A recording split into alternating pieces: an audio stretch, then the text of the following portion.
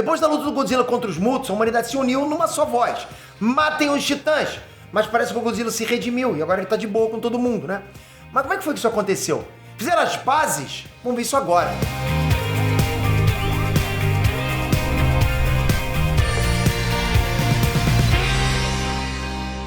Inestrantes, Spectre aqui! Galera, vocês perceberam, mas de um tempo pra cá o Monstro-Verso ele tem aumentado cada vez mais o tamanho dos monstros e diminuído cada vez mais a profundidade da história. Você percebe principalmente do filme de 2019 pra frente, que a história é só um plano de fundo pra justificar o que tá acontecendo ali. Mas aí quando começa a pancadaria de monstros, dane-se a história. A gente nem lembra mais como é que foi que chegou naquele ponto. Mas coletando esses pequenos detalhes, né, a gente consegue entender mais sobre como que o mundo reagiu à aparição dos titãs e como foi que a humanidade finalmente entrou numa era de paz com os monstros que anos antes destruíram a cidade de São Francisco. Que tipo, né? Como é que aconteceu isso? Não sei, não vi, não conheço. Então vem comigo, mas não antes sem mandar o seu like e se inscrever no canal. 10 anos, quase completando 10 anos, trazendo sempre vídeos pra vocês aqui no canal, 3 vídeos por dia, sempre atualizando vocês com o que existe mais moderno na cultura pop no geral. Anime, séries, games, cinema, muita coisa, galera, muita coisa. Mas você aqui é muito melhor. Se inscreve com o sininho pra você sempre ficar por dentro do que tá acontecendo. Tem muita coisa legal, hein? Valeu! Bom, só pra contextualizar tudo que eu tô dizendo pra vocês, tá? No ano de 2014, um Muto que anos antes tinha destruído uma usina nuclear acabou sofrendo uma metamorfose e aí, tocou o zaralho no mundo inteiro atrás de combustível nuclear para servir de alimento. Isso, obviamente, despertou o Godzilla, que foi atrás desse Muto para restaurar o equilíbrio do ecossistema, que nesse caso é o planeta inteiro, né? O Godzilla é a balança do planeta inteiro. Só que essa luta acabou indo parar no meio da cidade de São Francisco. E é claro, isso destruiu a cidade inteira. Como é que tu vai botar os bichos daquele tamanho para andar na cidade, né? Aí depois dessa luta, o Godzilla voltou pro mar e ficou 5 anos sem dar as caras. Só que ele ficou sendo monitorado pela Monarch. Mas antes tinha um outro problema, que era na verdade um baita de um problemão.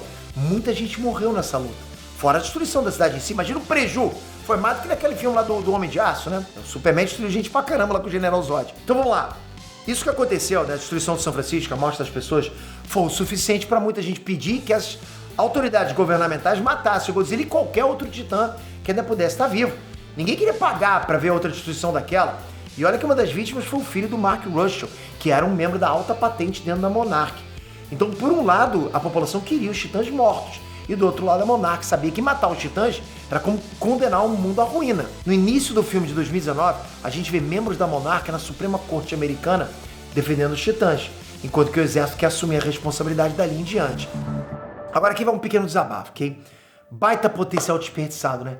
Esse filme tinha tanta cena inútil que eles poderiam facilmente dar mais atenção para esse debate político sobre como os governos deveriam agir diante da existência desses titãs. Mas não, eles preferiram dar atenção para draminhas familiares chatos. Desperdício. Só que se vocês pensam que foi só isso, vocês se enganam, porque a destruição não diminuiu, ela só aumentou. Vocês lembram o estrago que o King Ghidorah e o Rodan fizeram? Ou seja, quem queria que os titãs morressem, agora querem mais ainda, certo? Pois é, errado. A Monarch simplesmente conseguiu convencer o mundo de que eles precisam do Godzilla. E como foi que eles fizeram isso? Galera, mesmo o Monstro-Verso não tendo muita profundidade no corpo do filme, eles conseguem concentrar toda a profundidade no prólogo e também nas cenas pós-crédito de todos os filmes. Eles sempre fazem isso. É no prólogo do filme de 2014 que a gente entende que no passado o exército tentou matar o Godzilla e é nos créditos do filme de 2019 que a gente entende como que começou a nova era de paz entre a humanidade e os titãs. Percebe? Eles sempre dão muito peso pro prólogo e pros créditos. A primeira coisa que a Monarch fez foi liberar toda a pesquisa que eles fizeram sobre os titãs ao público, porque até então era tudo ultra secreto para não aterrorizar a população. Durante um tempo, a Monarch ainda tentou manter tudo como ultra secreto, só que isso acabou abrindo margem para as teorias da conspiração. E foram exatamente essas teorias da conspiração que deram origem àquele grupo ecoterrorista do filme de 2019.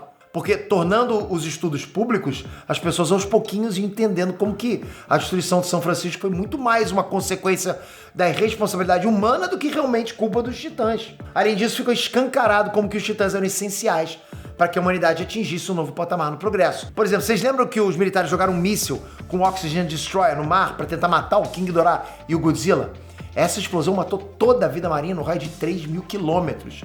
Só que nos créditos do filme é dito que a presença do Godzilla simplesmente devolveu a vida marinha naquela região. Além disso, uma faca em floresta tropical simplesmente surgiu no meio do deserto Saara. Uma planta que surgiu de uma dessas novas florestas servia como um superalimento. Isso é um baita de um avanço. A Esquila conseguiu retroceder o processo de derretimento das geleiras. Resumindo, os titãs simplesmente limparam toda a sujeira que a humanidade se esforçou muito para produzir. Mas mesmo com tudo isso, eu acredito que o argumento principal não foi nenhuma dessas coisas.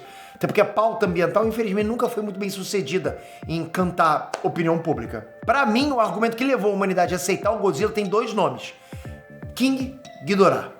Sim, o King Ghidorah foi o responsável por ter feito a humanidade aceitar que o Godzilla precisa viver. Depois que o Godzilla foi atingido pelo Oxygen Destroyer, o King Ghidorah voou pro alto da montanha e mandou todos os titãs do mundo acordarem. Então lá, a doutora Shen, que era especialista em interpretar escrituras antigas, acabou descobrindo que o King Ghidorah, na verdade, tinha vindo do espaço, ou seja, ele era uma espécie invasora.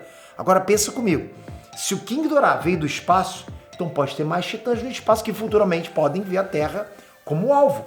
Pô, se outro maluco chegou aqui, por que não pode ter mais? E se um dia isso acontecer, não é melhor ter o Godzilla por perto para poder enfrentar essa ameaça? Esse com certeza foi o argumento definitivo para Monarch convencer os governos e a população de que a humanidade precisava dos titãs. Mas mesmo assim ainda tinha gente dizendo que não, que a humanidade poderia proteger o planeta mesmo sem o Godzilla. E foi assim que a Apex Cybernetic surgiu com um plano maluco de construir um Mecha Godzilla. Eles queriam matar o Godzilla e usar o Mecha Godzilla para matar qualquer titã espacial que futuramente viesse pra Terra. Olha só, cara, tipo, é um fazendo caca com o outro, né? Agora me diz vocês acham que o Mecha Godzilla conseguiria derrotar o King Ghidorah? Vocês querem que a gente traga essa análise? Comenta aqui embaixo, tô bem curioso, porque se vocês pedirem eu trago pra vocês, hein? E não sai sem a sua inscrição, mantenha a inscrição, se você tá inscrito, confere a notificação. Pra quê, Pedro, que eu preciso disso aí? Pra chegar pra você um título com a notícia. Se se interessa, você vem ver, se não quiser ver, você não precisa. Mas pelo menos só as notificações já deixa você por dentro do que tá acontecendo na cultura pop no geral. Obrigado de coração por isso, até a próxima, fui!